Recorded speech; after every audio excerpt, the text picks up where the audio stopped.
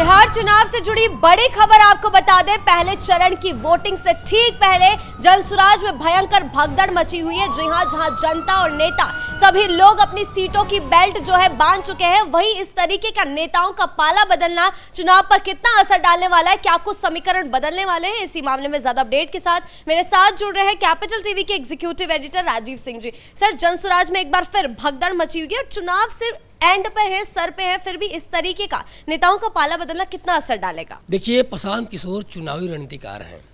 और उनको लगता है कि जो भी रणनीति बनाएंगे जनता उसको सर आंखों पर लेगी। लेकिन रणनीति बनाने में एक बात का ध्यान रखना होगा कि वो जनता के लिए हो, जनता के हितों के लिए हो, जनता की भावनाओं के लिए हो, बिहार के विकास के लिए हो। प्रशांत किशोर जब 2 अक्टूबर को अपनी पार्टी की लॉन्च किए तो उन्होंने सोचा कि गांधी जी के जन्मदिन पर हमने पार्टी का लॉन्च कर दिया, हमारी होगी काम। लेकिन पार्टी के लॉन्च करने से और ये कहने से कि हम बिहार बदलने वाले हैं, हालात इतने बुरे हैं प्रशांत किशोर की पार्टी में, जनसुराज में, कि लोग मतलब जो प्रशांत किशोर बिहार बदलने की बात कर रहे हैं उनकी पार्टी ही बदल दे रहे हैं।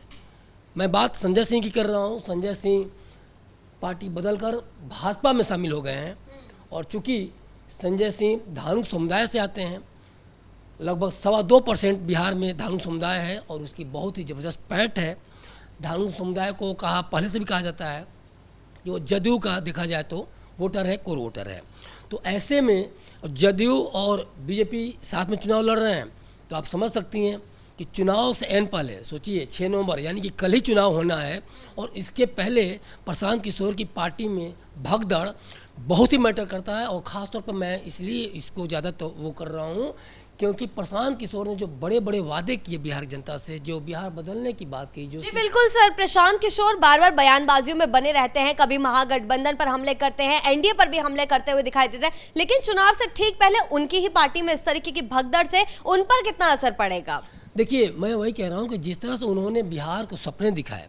कि मैं बिहार को ये कर दूंगा, वैसे आपके हाथ में चला जाएगा, सत्ता चला जाएगी, जनता का सत्ता होगा, तमाम तरह की जो बातें उन्होंने की, लेकिन वो कभी भी रोड मैप विजन में उनके नहीं दिखा। प्रशांत किशोर शिक्षा की बात तो करते हैं, लेकिन कैसे शिक्षा को लेके हर गांव गरीब तक कैसे शिक्षा को मुहैया कराएंगे, सड़कों की बात करते हैं, स्वास्थ्य की बात करते हैं, लेकिन उनके पास कोई भी रोड मैप विजन कभी भी नहीं देखा। तो ये सवाल लगातार उठते रहे और ख़ास तौर पे जब संजय सिंह चुनाव से ऐन पहले जब हटते हैं यहाँ से और भाजपा में शामिल होते हैं तो एक बड़ा मैसेज आता है कि क्या प्रशांत किशोर जो पूरे के पूरे बिहार को बदलने की बात कर रहे थे अपने पार्टी को बांध नहीं पा रहे हैं? क्या प्रशांत किशोर की पार्टी में कुछ बहुत ही गलत चल रहा है? आखिर ये भगदड़ क्यों मची हुई है? क्योंकि पहले भी आपने सुना था कि कई सारे लोग प्रशांत किशोर की पार्टी छोड़ के चले गए हैं। जब आप गांधीवादी होने की बात करते हैं, जब बिहार के विकास के पास आपके पास रियल में खाका है और आप जो जिस तरह से आप भ्रष्टाचार वगैरह पर हमला करते हैं, तो आखिर आपकी पार्टी में इतनी भगदड़ क्यों मची हुई है? तो ये जो प्रशांत किशोर को लेकर सवाल खड़ा करता, दूसरी बात एक चीज़ और है, इसका सबसे बड़ा बेनिफिट मिलेगा बीजेपी को, क्योंकि देखिए चुनाव से ऐन पहले बीजेपी में जाना कहीं ना कहीं एक तरह से बीजेपी के एक तरह से जो कोर वोटर हैं, जो एक सांगठनिक जो क्षमता है, जो बिहार को लेकर जो उन्होंने डेवलपमेंट किया है, चाहे नीतीश कुमार के महिला विकास को लेकर कहा जाए, जीविका दीदियों को लेकर कहा जाए, चाहे 50 लाख युवाओं को रोजगार की बात कही जाए, या फिर अगले 5 साल में 1 करोड़ रोजगार की बात कही जाए, या फिर अन्य जो भी वर्ग हैं। नीतीश कुमार कुर्मी जाति से हैं, लेकिन कभी भी उन्होंने जातिवाद की राजनीति नहीं की, इसलिए 2.5% वाले कुर्मी वोटर होने के बावजूद भी वो सभी वोटर के खास रहे और इसीलिए 20 साल से मुख्यमंत्री हैं। तो सबका साथ सबका विकास का जो एनडीए का जो प्रयास है वो लगातार लोगों का उसमें एतबार रहा, लगातार विश्वास रहा और इसीलिए कहीं ना कहीं आज देखिए, आज तेजस्वी यादव को जो कहना पड़ रहा है कि 4 डिप्टी सीएम बनेंगे, क्यों कह रहे हैं? क्योंकि उन्होंने कुछ किया नहीं। अपने 17 महीने जब डिप्टी सीएम थे 2 बार, तो उन्होंने कुछ नहीं किया। आज उनको बड़े बड़े वादे करने पड़ रहे हैं। लेकिन देखिए, चुनाव जो होता है परसेप्शन पे बनता है और परसेप्शन कहाँ से आती है? जब आप काम कर रहे होते हैं, जब आप काम किए होते हैं। ग्राउंड लेवल पर आप काम नहीं करेंगे, आप चाहे कितने भी बड़े वादे करें, कितने भी कोरे वादे करें, जनता को कितना भी बरगला लें, गुमराह कर लें, जनता आप पे भरोसा नहीं करने वाली है और कहीं ना कहीं वो आपके लिए और उल्टा पड़ने वाला है। क्योंकि इसीलिए तेजस्वी यादव जो कह रहे हैं कि हर घर परिवार को नौकरी वगैरह देने की बात कर रहे हैं या जीविका दीदियों को 30,000 देने की बात कर रहे हैं, तमाम तरह के बड़े वादे कर रहे हैं, लेकिन कहीं से भी जनता का विश्वास नहीं है, और ये ऐसा ही कुछ है प्रशांत किशोर के साथ। जी सर, प्रशांत किशोर को हम कह सकते हैं कि वोट कटवा की भूमिका वो निभा सकते थे, लेकिन अगर इसी तरीके से चुनाव से ठीक पहले उनके नेता ही पाला बदलते रहेंगे तो जनता उन पर विश्वास कैसे करेगी? देखिए, जनता विश्वास नहीं करेगी, ये प्रशांत किशोर को ही पता है। प्रशांत किशोर जब कह रहे हैं या तो हमारी 10-20 सीटें नहीं आएंगी, या फिर हम बहुत बहुमत से आएंगे, बहुत ज़्यादा सीटें लाएंगे, तो प्रशांत किशोर को पता है कि बहुमत तो नहीं आनी है और ज़्यादा सीटें तो नहीं आनी, सरकार बनाने की सीटें तो नहीं आएंगी, लेकिन 10 से कम सीटें आएंगी, उनको ये पता है। इसलिए दोनों जगह पे देखिए, मैं बार बार कह रहा हूँ कि प्रशांत किशोर चुनावी रणनीतिकार हैं। 10 से कम सीटें कह के वो बता दिए हैं। देखिए, प्रशांत किशोर को 2 या 3 सीटें मिल जाए ना, वही ज़्यादा है, क्योंकि प्रशांत किशोर को लोग वोट कटवा भी, चूँकि कैपिटल टीवी की जब चुनावी यात्रा पर था तो मैं भी साथ में गया था, तो उसमें ये चीज़ बार बार लोगों जब हमने बात की तो ये चीज़ हमेशा निकल के आ रही थी